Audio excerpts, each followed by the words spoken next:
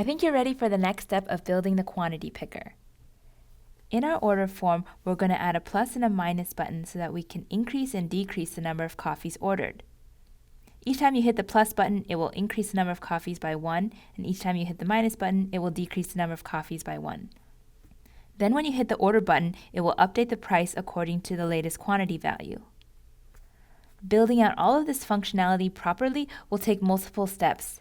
For the first task, we're going to add the plus and the minus buttons to the layout, and we'll also hook up the buttons so they actually update something on the screen. And even later in the lesson, we're going to fix the order button so that the price updates properly. First, build this layout by modifying the activity main layout XML file. You'll add the 2 buttons, and also please change the initial value of the quantity to be 2 and the initial price to be $10. You can make these changes in the XML as well. You can adjust to your local currency where applicable. The reason why I'm choosing 2 as a quantity is so that when you hit the minus button, it doesn't go negative. When you add these buttons to your layout, you'll notice that they appear to be a little bit bigger than they are showing up here. You can achieve this look by setting the width and the height to be 48 dips. Then hook up the on-click behavior.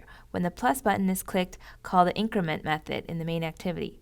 When the minus button is clicked, call the decrement method in the main activity. Within the main activity, add an increment method. Inside that method, create a quantity variable and initialize it to the value 3. When I say initialize, it just means to set the initial value of the variable to be 3. Then go ahead and display the quantity to the screen.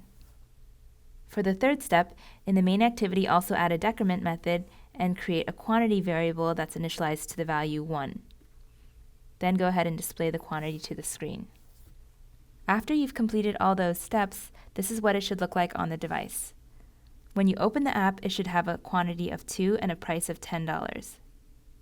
If you hit the plus button, then it increases the quantity to 3. If you hit the minus button, then it decreases the quantity to 1.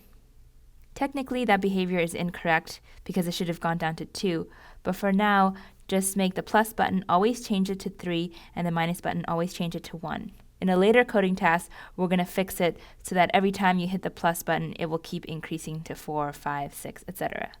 And same for the minus button. For now, you can leave the price and the order button as is. Right now, my version just updates the quantity to 5 and the price to $25, but you can leave it as whatever you had before. We're also going to fix this later. As a helpful tip, if you ever want to go back to how the app was when it first launched, you can always kill your app. In the system navigation bar, there's a couple of buttons, back, home, and recent tasks. If you hit this recent tasks button, it shows all the recent tasks that you are doing on your phone. If you swipe to the left or right, it kills your app. That means it stops it from running. If you go into the All Apps screen and then click on your app to launch it again, then it shows the initial state of the app.